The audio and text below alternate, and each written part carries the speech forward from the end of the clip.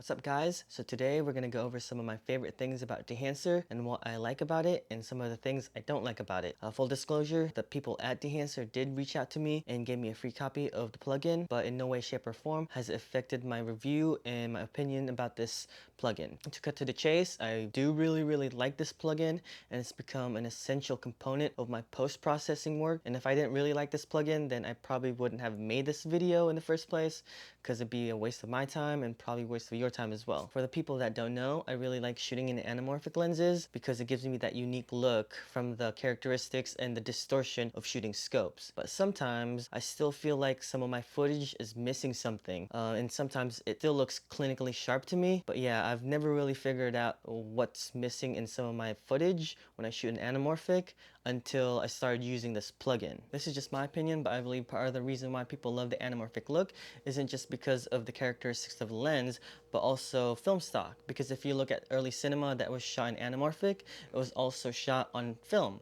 So you're getting both the characteristics of the anamorphic lens and the characteristics of the film stock. And because of that, I believe anamorphic and film go hand in hand to get that filmic look that's sought after. But since it's expensive to shoot in film and it's a one and done deal, unless you have deep pockets, the next best thing is a film emulator. And this is where Dehancer comes in. Dehancer is an OFX plugin that's meant to authentically emulate film, but this is different from a LUT because a LUT is just a set of color values, whereas Dehancer is a comprehensive tool that's meant to emulate the characteristics of film. That includes film grain, film halation, bloom, film breadth and weaving, and so on. Not just the color profiles or the color of film. So a couple things I don't like about Dehancer is that it slows down my computer. I have a 2015 iMac, but yeah, the more features I use, the slower it is. But once I apply all the settings in Dehancer, I usually turn off the Dehancer node, and that helps. But yeah, it's something just to look out for. And the other thing I don't like about Dehancer that they can improve is I wish you were able to preview each film profile on the film tab while hovering on each individual film profile on the drop down menu.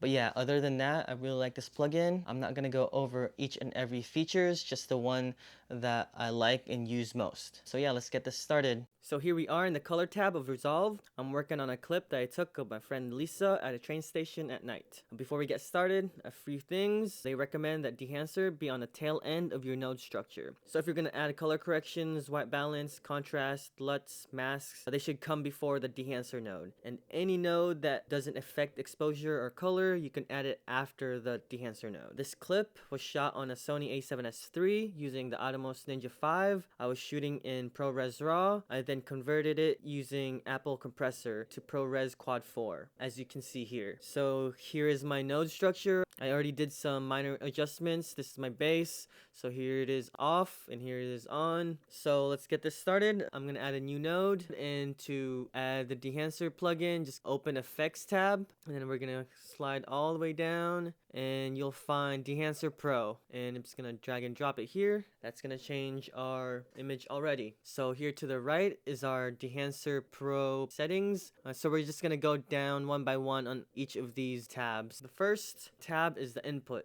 and for source you're gonna click this and you're gonna choose your camera, and for vendor you're gonna choose brand camera. And for camera, since we use the A7S III and I shot in S-Log3, you're gonna want to choose the A7R3. And what this does under format is it's gonna allow you to choose S-Log2 or S-Log3. If you shot in an HGL format, then you're gonna want to choose the A7 III because it'll give you those options, HGL profiles. But I shot in S-Log3, so let's go back here and choose the A7R3.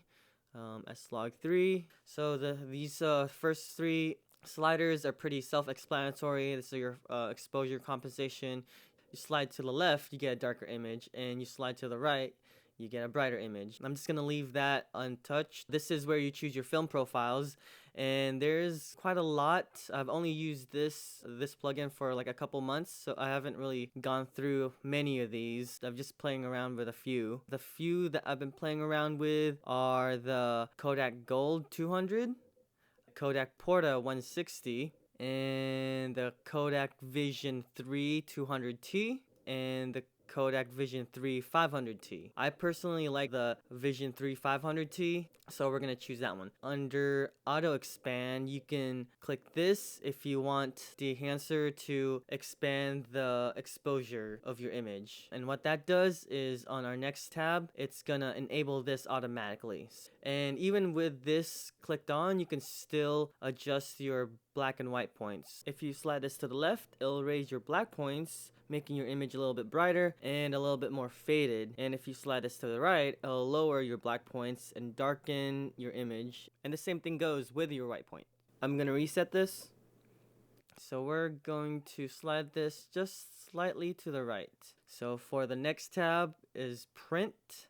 Under a print tab, you can adjust your exposure, tonal contrast, color density, and saturation. But the difference between these controls and the controls you find in Resolve are these are based on real printed media samples, so they behave like real analog media does. Down here, you also have this option called Analog Range Limiter, and this option, if you check it, limits the color to the color spectrum of what you actually can develop in film. So I'm gonna leave that off. And the next tab we have is the color head. This is my second favorite tab in Dehancer. My first one is the film profiles, and this would be the second. I really like this tab because it's pretty much a hybrid color grading technique of print and video, but not really. I'll explain more in a little bit. So I have a graphic design background, and when it comes to printing, you're using pigments to add color onto a substrate or paper. In printing, you're using CMY colors, which is cyan, magenta, and yellow. And these colors are called subtractive colors. They're subtractive because essentially you're starting out with white, which is paper, and if you mix enough cyan, magenta, and yellow, you'll eventually get black, or this muddy dark color. In contrast, when you're working with video, you're using light to create colors instead of pigments.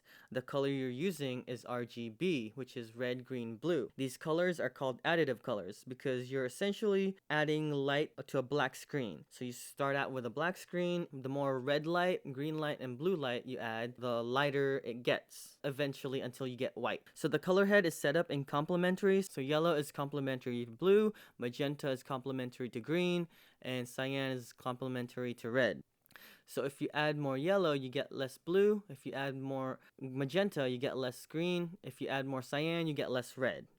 If you do this, the more color you add, the darker your image will get until you get black. So if I add the maximum amount of yellow, magenta, and cyan, not only will it affect the colors, but it should become darker because it's using subtractive colors. So let's see if it does that. I'm gonna slide yellow all the way to the left, slide magenta all the way to the left, and cyan all the way to the left. So if you look at the image, why didn't it do that? So Dehancer has a dedicated preserve exposure, and by default, it's at 100. So it's going to maintain the exposure. But if you put it all the way down to 0, then our image then becomes darker, just like it would when we're using subtractive colors or pigments when printing or developing photos. And now that preserve exposure is at 0, if we slide the sliders all the way to the right, the image should become lighter since we're using additive colors.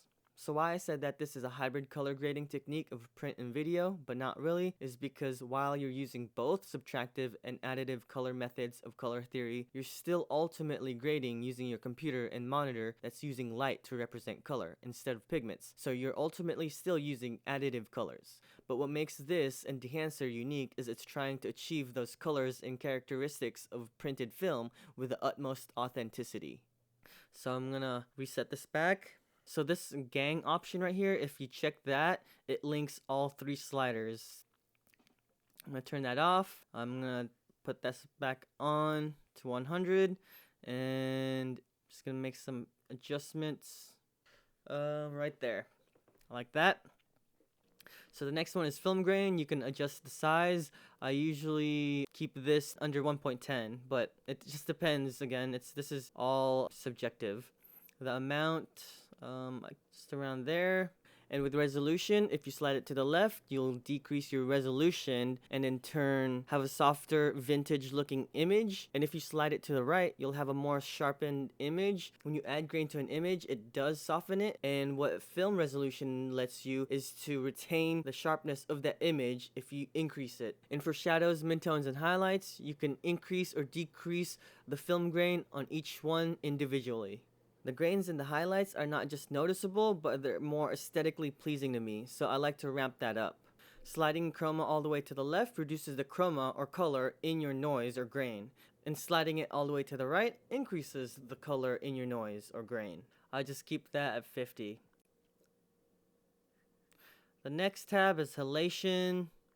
So if you look at this part of the image right here where there's a light source, if you enable it, you'll see this aura that's going beyond that light source. So yeah, that's what halation is. And if you disable this, so if you look at this, this is what halation looks like in camera naturally. I usually leave it off. And the next is bloom. If you enable this, what bloom does is add this little haze effect in the image. So if you turn this off, this is what it looks like. If you turn it on, if we amplify it, I usually keep this effect off, but I do have a 1/8 Black Pro Mist filter that has a bloom effect. But if I did forget to bring the Black Pro Mist filter, this would be a good substitution.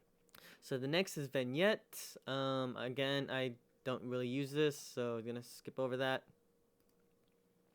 And the next one that I use is film breath. Film breath is the changing of exposure, contrast, and color from frame by frame when you're working in film development. The period determines how subtle or how intense the effect is. The smaller the amount, the more noticeable the fluctuations are and the more jerky it is. The larger the amount, the more smoother the fluctuations are. I usually put this at 2. The exposure, tonal contrast, and color are the type of fluctuations that you can control. Here's a clip that I shot during my trip to Panama a few weeks ago. I'm making a video of that trip, so subscribe and stay tuned if you want to see more of that. This is with film breath disabled. This is with film breath enabled and the period set to 1. I ramped up the exposure, contrast, and color all the way up to 100 just so you can see what the effects are. The shifts are more erratic and jerky when your period is set to 1, and this is with period set all the way to 120. The shifts are less noticeable and more gradual.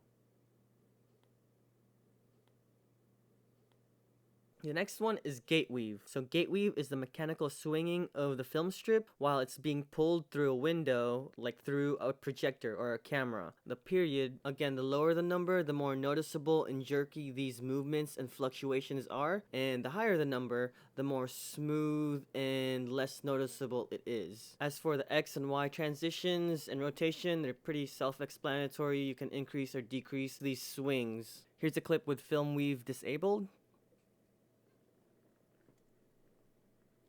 Here's a clip with film weave enabled and period set to 1. I did ramp up the other settings just to show you guys the effects.